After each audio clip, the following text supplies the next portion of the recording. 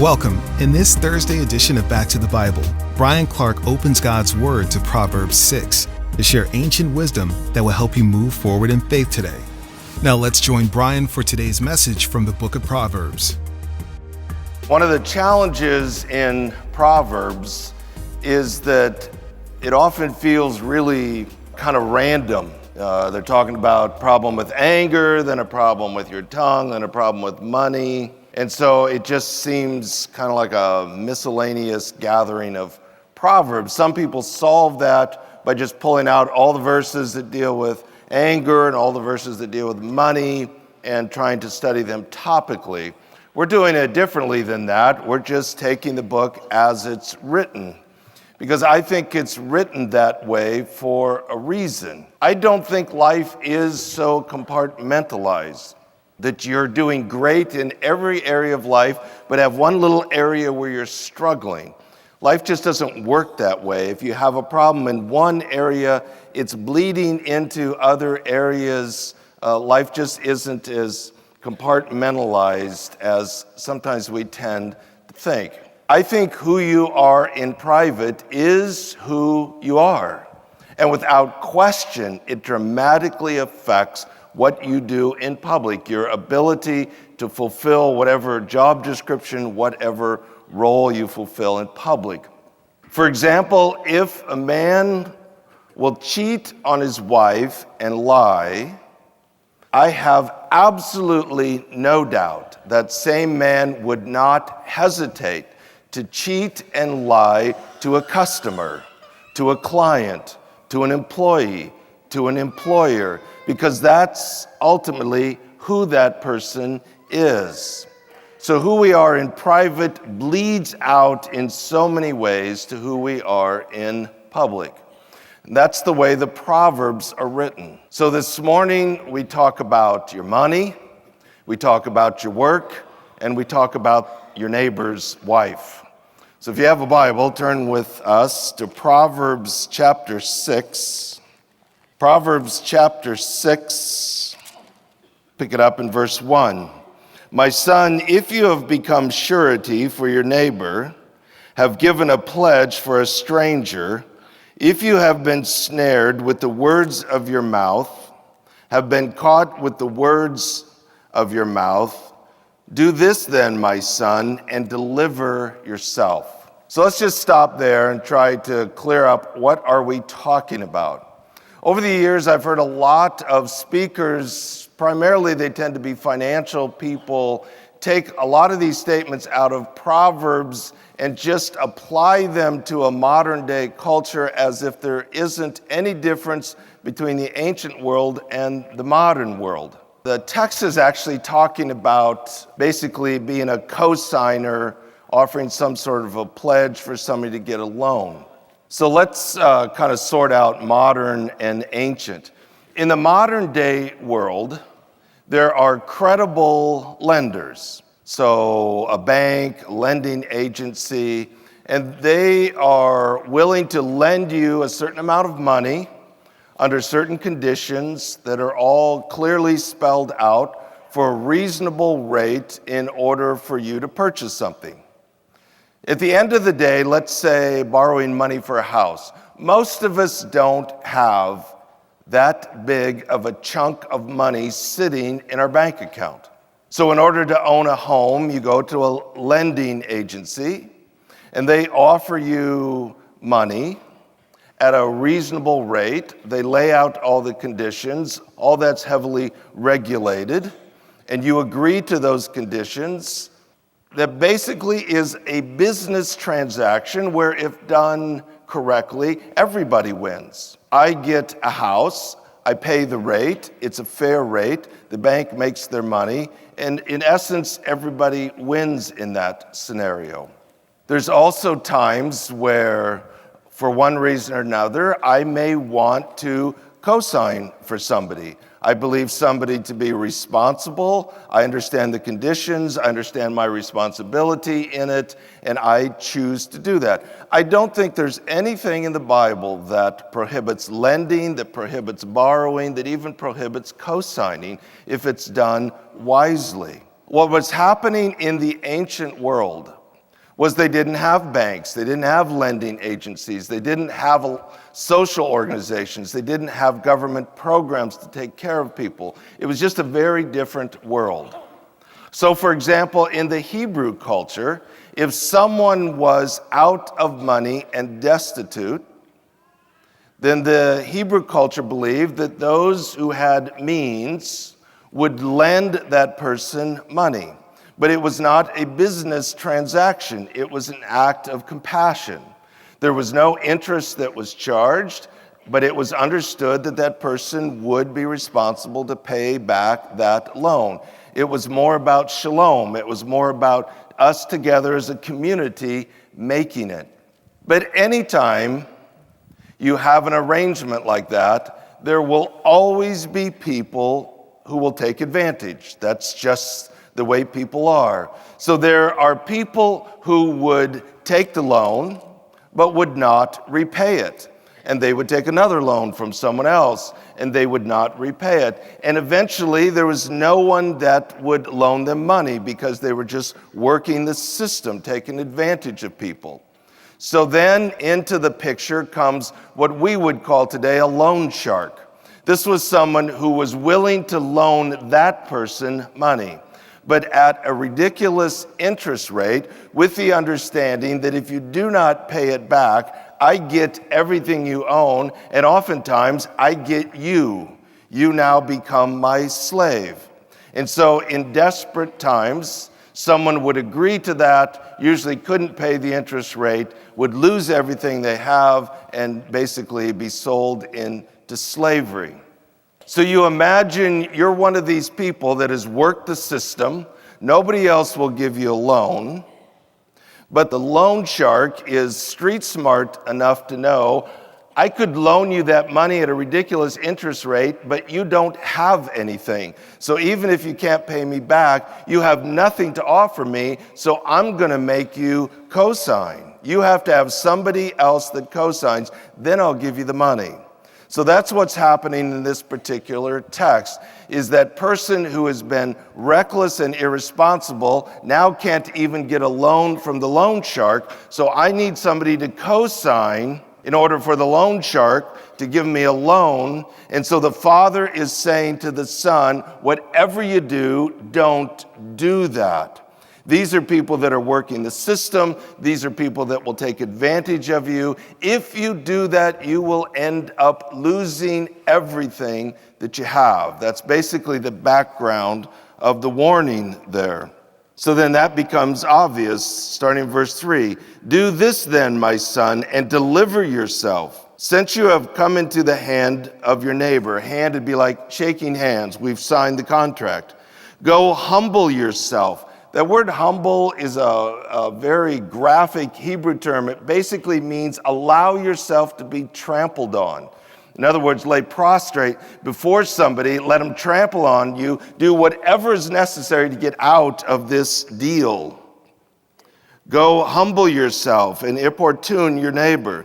Give no sleep to your eyes, nor slumber to your eyelids. Deliver yourself like a gazelle from the hunter's hand, and like a bird from the hand of the fowler. Basically, you're the gazelle, the hunter's coming after you. You better do whatever you can do to get out of this deal fast, or you're about to lose everything that you have. That's the basic idea of verses 1 through 5. I think it's just a reminder in our culture that we need to be skillful with what we have. There are people around us that legitimately have needs. And for reasons often beyond their control, the needs are very acute at a certain time, and we decide, is this an area where I want to step in and help? That's very different than enabling somebody to live a careless, reckless, irresponsible life. And that's the idea here. You need to be skillful and decide when is the right time to step in and when am I actually just enabling bad behavior and in a sense contributing to somebody's destruction. We're happy to have you with us today, and we'll return to more of Bryan Clark's teaching in just a moment. In the meantime, we invite you to discover our wide selection of Bible studies, devotions, and reading plans, all free and all available at backtothebible.org. You can also sign up for Go Tandem, the app that brings God's Word to your laptop or phone throughout your day. Find out more at backtothebible.org. That's backtothebible.org. Now let's get back to our message from Proverbs 6. Here's Bryan. Now, starting in verse 6, I think then the writer of Proverbs is describing the reckless, irresponsible person. It says, "Go to the ant, O sluggard." That word sluggard's an interesting Hebrew word. It's only used in the book of Proverbs, but it's used a lot in the book of Proverbs. It's a word that basically means somebody that's lazy. It means somebody that's reckless and irresponsible, somebody that mooches off others and takes advantage of others, and basically will do whatever is necessary to work the system in order to profit personally. "Go to the ant, O sluggard, observe her ways and be wise, which having no chief officer or ruler, prepares her food in the summer and gathers her provisions in the harvest." There's several places in Proverbs where the ants are used as like a model of shalom, like a model of efficiency and community. Entomologists tell us the ants are quite remarkable in their social order. They really don't have a boss, they don't have a queen, they don't have any of that. They just all seem to mutually get it, and they spend their summers working really hard to accumulate so they survive the winters. So again and again, the writer of the Proverbs says, look to the ants because they seem to have an understanding of this concept of working together for the greater good, and challenges then the sluggard to learn from the ant. Verse 9, "How long will you lie down, O sluggard? When will you arise from your sleep?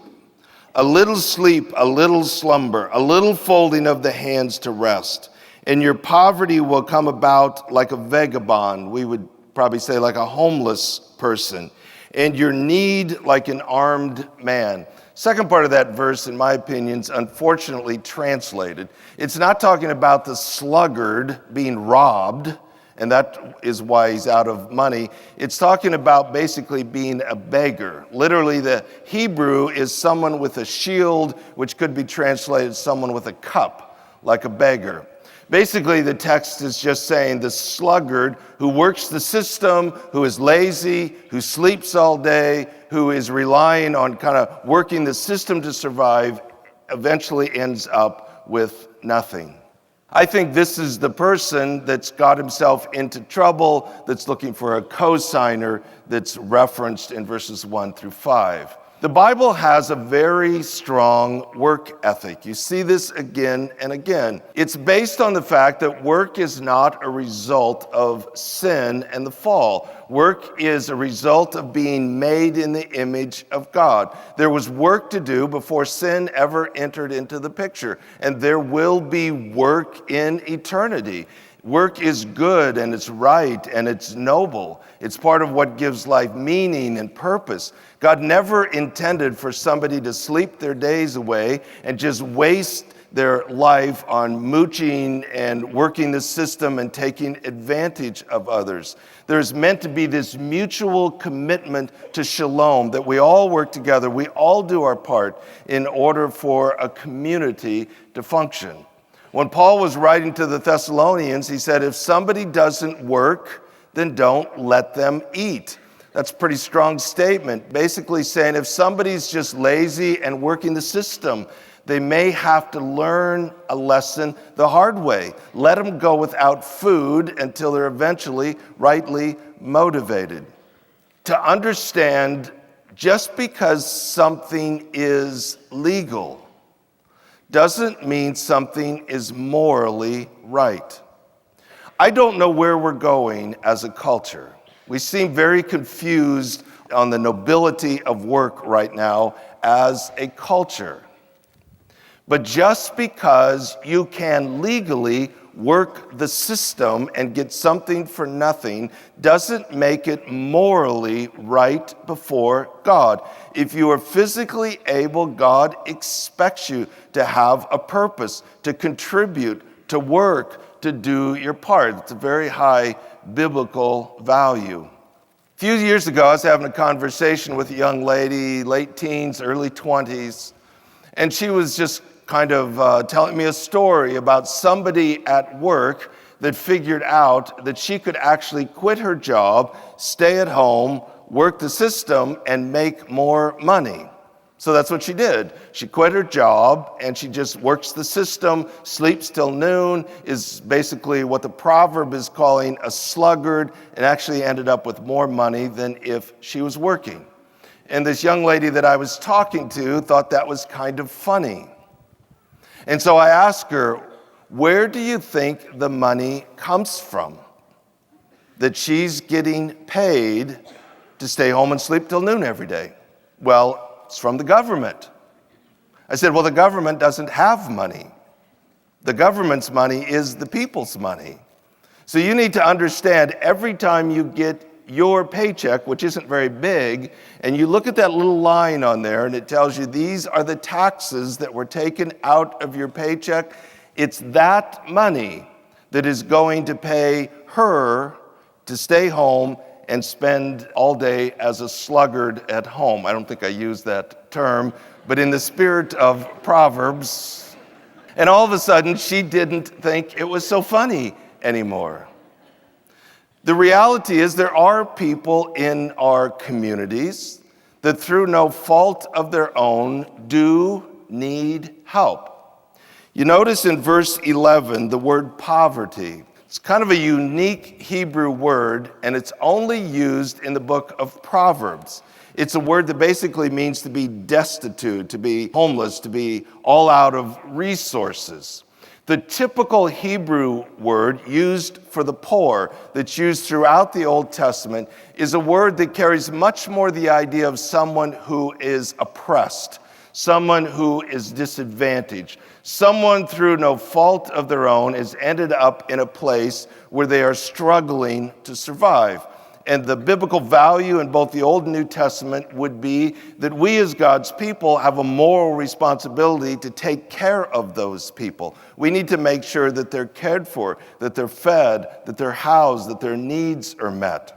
What he's talking about here in the proverb is someone who's fully capable of working, fully capable of taking care of himself or herself, but chooses not to. They're lazy, they're a sluggard, they just work the system, they mooch off everybody else. And that's a whole different discussion. Verse 12, a worthless person, a wicked man. The grammar of that verse would say that's the same person. So we're back to the definition of wicked.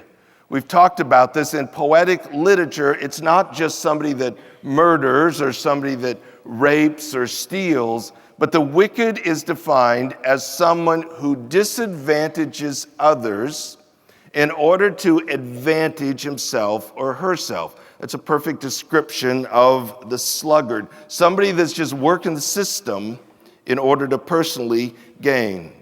A worthless person, a wicked man, is the one who walks with a perverse mouth, who winks with his eyes, who signals with his feet, who points with his fingers. Basically, it's describing what we would call a con man or a con woman, somebody who's a smooth talker, somebody that kind of is shifty, somebody, the idea of fingers, we would say crosses his fingers, makes promises they don't intend to keep. It's just kind of working the system. Verse 14, who with perversity in his heart continually devises or schemes evil, who spreads strife. Part of the game plan of people that work the system is they always keep things in conflict. There's always a level of disarray and conflict. That's part of how they work the system. Somehow they're always the victim. Therefore, his calamity will come suddenly, instantly. He will be broken, and there will be no healing. So basically, the text is saying that at the end of the day, that person brings calamity on himself or herself.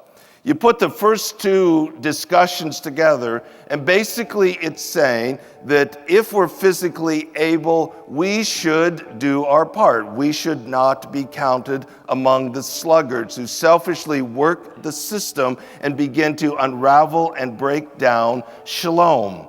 But it's also saying that we should be very skillful with the resources we have to know when it's appropriate as an act of compassion to help people, and know when you're enabling bad behavior. You're not actually helping someone when you're enabling irresponsible behavior. You're actually contributing to their demise or their destruction. Let's go to Bryan in studio for a few thoughts to help you move forward in faith today. Well, in Proverbs 6 today, we talked about several things, but I want to talk about this money issue. I think it's common for people to pull verses out of context in the Proverbs, and we misunderstand a lot of what the Bible has to say about money. There's just a significant difference between an ancient culture 3,000 years ago and what it looks like borrowing, spending money today. I think we also have to wrestle with a very difficult question of helping people in need versus enabling people that are just working the system. And so the proverb offers the ant as the model basically of shalom, in the sense that the ants all work together to create a culture that flourishes. You know, the Bible puts a high value on hard work, on discipline, not expecting the government or other people to take care of us, but for us to do our part, for us to make our contribution. That's the whole idea of shalom, is everybody contributes to the flourishing of the community. I think it's really important to understand the Bible has a very strong work ethic. We don't work because of sin. We work because we're people made in the image of God. And even for eternity, we'll have jobs and we'll work because that's part of what it means to be made in the image of God, and that's a part of where we find dignity and meaning to life. So the big challenge we have is to generously, compassionately help those who genuinely need help, but not to enable those who are selfishly working the system. It's a challenge, but it's all part of skillfully living.